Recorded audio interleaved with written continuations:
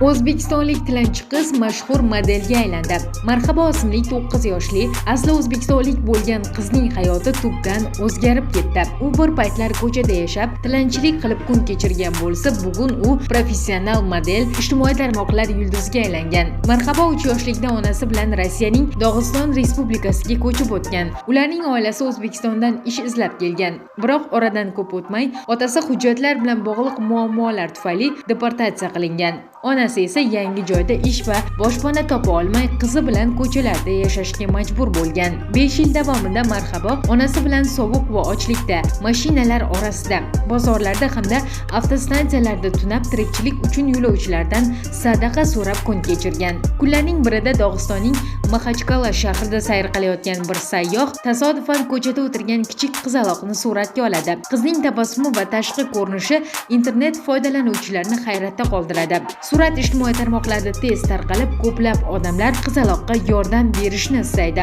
Oradan bir necha kun o'tib, Marhaboga mahalliy xayriya tashkiloti yordam qo'lini cho'zadi. Aynan o'sha paytda u bilan tanishgan Janet ismli dog'istonlik ayol qizga o'z uyidan vaqtincha boshpana beradi. Keyinchalik Janet uni o'z qarmog'iga olishni va hayotini o'zgartirishni maqsad qiladi.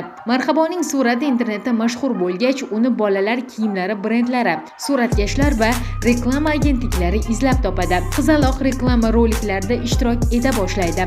Uning tabiiy chiroyi, kamera qarshisidagi erkin harakatlari va samimiy tabassumi ko'pchilikning e'tiborini tortadi. Hozir Marhaboning Instagram sahifasida 60 mingdan ortiq kuzatuvchi bor. U turli bolalar kiyimlari va kosmetika brendlari bilan hamkorlik qiladi va oyiga o'rtacha 150 ming rubl, ya'ni 20-22 million so'm atrofida daromad oladi. Uning suratlari modellik agentliklarining jurnallarda ham chop etilgan. Marhaboning biologik onasi hali ham Dog'istonda yashaydi, biroq u og'ir moddiy ahvolda. Shunga qaramay, u qizining yangi hayotiga qarshi emas. Eng muhimi, u baxtli bo'lsin, deydi onasi. Marhabo esa onasini unutmagan. U har oy topgan pullarning bir qismini oyisiga yuboradi. Bugungi kunda Marhabo maktabga bormoqda, rus tilini o'rganmoqda va kelajakda professional model yoki aktrisa bo'lishni orzu qilmoqda. Unga homiylik qilayotgan Janet esa qizning hujjatlarini rasmiylashtirib, uni qonuniy asrab olish huquqini olish uchun